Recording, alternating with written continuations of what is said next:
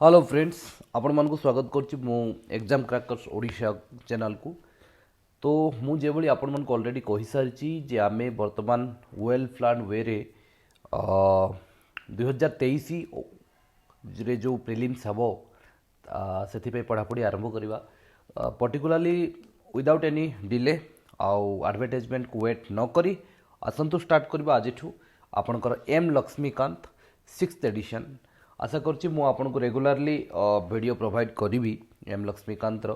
तो first ray आमे M Laxmikant रो video को पूरा बुक को कंप्लीट करवा लाइन बाय लाइन मु आपण मन को गाइड करबी। तो आपण मन देखि परचंती जो फर्स्ट पार्ट आपनकर दैट इज कॉन्स्टिट्यूशनल फ्रेमवर्क आउ सेतिरे आपनकर historical background making of the constitutions salient features of the constitutions preamble of the constitutions union and its territory citizenships fundamental rights directive principle of state policy and fundamental duties amendment of the constitution basic structure of the constitution। so this is quite important part। आओ मु जदि आपण मन को कहिबी मु one by one आपण को line by line पढ़िबी एंड देन आपण को अनेक गुडी शॉर्टकट भी कहिबी केमिति आपण शॉर्टकट सब मन रखिबे आउ केमिति आपण क्वेश्चन सॉल्व करिवे। सो आमे ट्राई करबा जे आपण प्रति पार्ट शेष एक गोटे वीडियो पूरा क्वेश्चन बेस्ड वीडियो आपनकर रहिबो। Okay so without any delay आसंतु स्टार्ट करिया वीडियोटी को।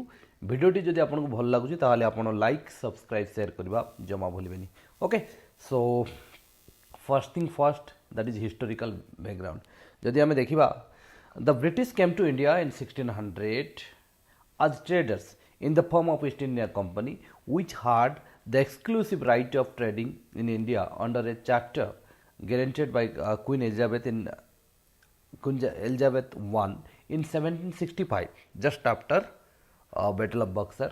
The company which still now the purely trading function offsetting the Diwani rights over revenue and civil justice of Bengal, Bihar and Odisha। This started its career as a state power in 1858. In the wake of Sepoy Mutiny, the British Crown assumed the direct responsibility of the Governor of India। जदि आपण एई paragraph T को देखिबे ताहाले एठी आपनकर clear cut लिखा आइछि 1600 रे आपनकर British कोन करथिले India को आस्थिले। ओके 1600 रे आपनकर ब्रिटिश कोन होइतले ना इंडिया को एज ए ट्रेडर्स इन करथिले। Okay British in. Okay next आपनकर जदि प्रेस कन्सिक्वेंस देखिबे आपण जदि हिस्ट्री को जाई कि कन्सिक्वेंस देखिबे ताहाले मेजर इवेंट आपनकर 1757 रे battle of Plassey and then 1764 रे बैटल ऑफ बक्सर। तापरे आपनकर 1765 रे कोन हिची ना जेतेबेले लागिला जे ईस्ट इंडिया कंपनी को we are not only a trading company we can rule over India जो द्वारा कि हमको बहुत गुडे टैक्सेशन एंड ऑल दैट रे प्रॉब्लम रु आम माने मुक्ति पाइबू। तो से माने कौन कले ना गोटे चार्टर्ड एक्ट नहीं कि आसिले जे बेंगल बिहार आ ओडिशा को रूल करने पे गोटे दीवानी राइट्स से माने को मिलगला। ओके सो एटा होची इवेंट आपनकर with independence came in the तो 1947 पर्यंत अप टू अगस्त 15 से माने कौन करथिले ना इंडिया को रूल करथिले। Hence A constituent assembly was form for the purpose in 1946 and on January 26 1950।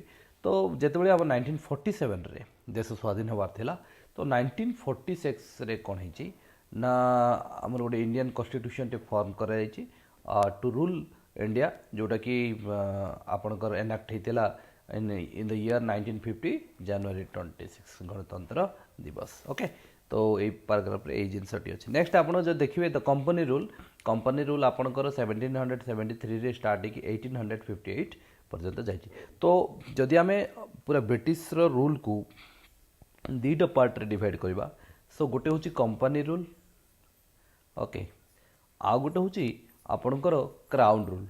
Okay तो कंपनी रूल आपनकर 1773 टू 1858 पर्यंत चलला दैट टू जस्ट आफ्टर आपनकर सिपाही मुटनी पर्यंत। ओके नेक्स्ट आपनकर क्राउन रूल 1858 टू 1947 पर्यंत चलला। सो आसंतु without any delay one by one आम डिस्कस करबा। First thing first company rule. तो company rule first regulating act होची आपनकर 1773।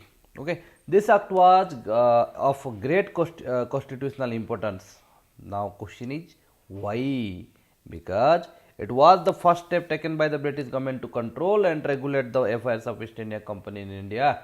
It recognized for the first time the political and administrative functions of the company, and it laid the foundation of central administration in India. यानी जदि आपण देखिबे ए होची first step taken by British government to control regulate the affair of East India Company in India. तो एटा गोटे step थिला car British government रो कोन पई जे regulate करिया पई जो ईस्ट इंडिया कंपनी एटा होची तार फर्स्ट स्टेप जे एडमिनिस्ट्रेशन रे पार्टिसिपेट करिया पई. It recognize for the first time the political and administrative function. या पूर्व it was a purely trading company. East India Company was a purely trading company and its goal was to trade. किंतु आपणकर after regulating act 1773 ये political और administrative function रे मध्य ये कौन कला निजर पाद थापिला. It laid the foundation of central administration in India. जो सेंट्रल एडमिनिस्ट्रेशन कथा कहुचे तो सेंट्रल एडमिनिस्ट्रेशन कथा कहुचे रेगुलेटिंग एक्ट रे ही 1773 रो रेगुलेटिंग एक्ट रे ही स्टार्ट हेतला. तो आसंतु देखिबा ए रेगुलेटिंग एक्ट कौन थिला, what where's there. The features of this act were as follow. The features कौन थिला. It designated governor of Bengal as the governor general of Bengal. या आगुरु या को कहा जाउतला गवर्नर ऑफ बेंगल जी हेड थिले, किंतु वर्तमान कौन हिगला ना governor general of Bengal and created a executive council of 4 member of assist team. The first such governor general was Lord Warren Hastings. Okay, जदि आपण मन देखिबे कौन हैला ना गवर्नर ऑफ बेंगल जोड़ा था बर्तमान गवर्नर जनरल ऑफ बेंगल हो गला. आउ ता अंडर रे गोटे 4टा मेंबर रो गोटे ग्रुप कराला जो माने कि कौन करिवे ना गवर्नर जनरल ऑफ बेंगल को असिस्ट करिवे. It made the governor of Bombay and Madras presidency subordinate to the governor general of Bengal unlike earlier when 3 president. आगु कोन होतला आपन 3टा प्रेसिडेंसी थिला बॉम्बे मद्रास और कोलकाता. ओके, समाज बेंगल तो अलग अलग से मानकर प्रेसिडेंसी थिला, किंतु वर्तमान कौन कराला governor general of Bengal under रे बॉम्बे और मद्रास पळे आसिला.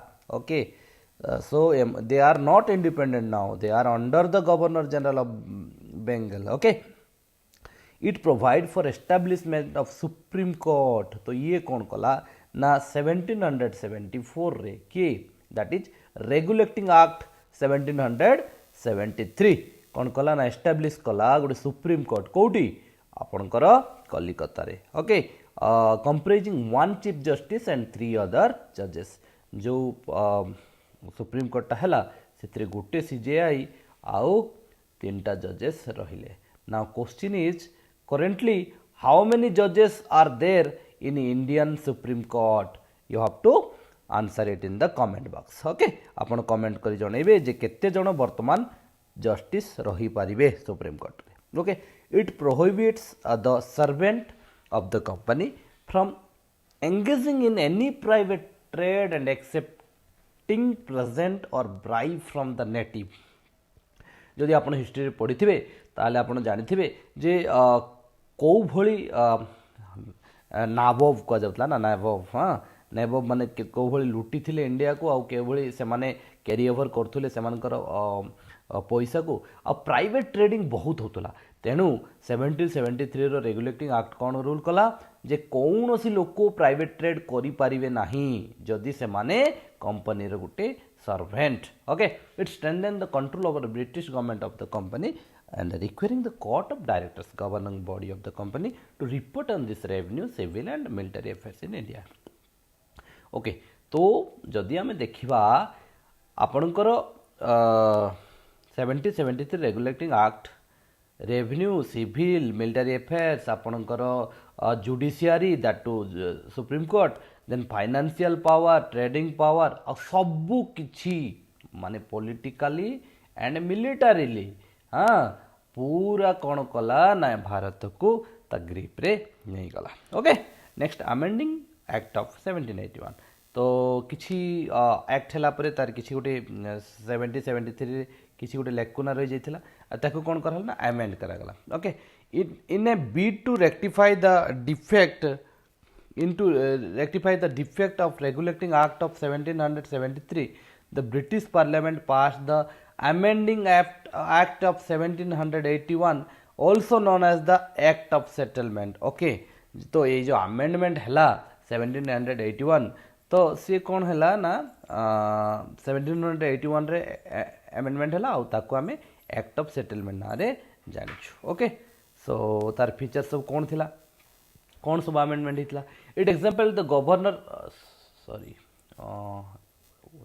Hold a second anyway it exempted the governor general and the council from the jurisdictions of supreme courts for the act done by the तो एठी जदि आपण देखथिबे गोटे सुप्रीम कोर्ट थिला आ जो माने जदि किछि भूल करूथिले तो सेमान को पनिश कराउतला तो एई एक्ट कोन कला ना governor general and the council जो 4 जणिया काउंसिल थिला सेमान को सुप्रीम कोर्ट रो जुरिडिक्शन रो एग्जेम्प्ट कला okay similarly it also exempted the servant of the company from the jurisdictions of the supreme court तो जो माने एम्प्लॉय थिले दैट टू आपनकर कोउथिरे ना east India company okay EIC रे आपनकर जो माने एम्प्लॉय थिले तो सेमान को मध्य कोन ए जुरिडिक्शन रो अलगा रखिला the excluded of revenue matters and the matters arranging the collections of revenue from jurisdictions of the supreme court आपन को रेवेन्यू आउ कलेक्शंस ऑफ रेवेन्यूज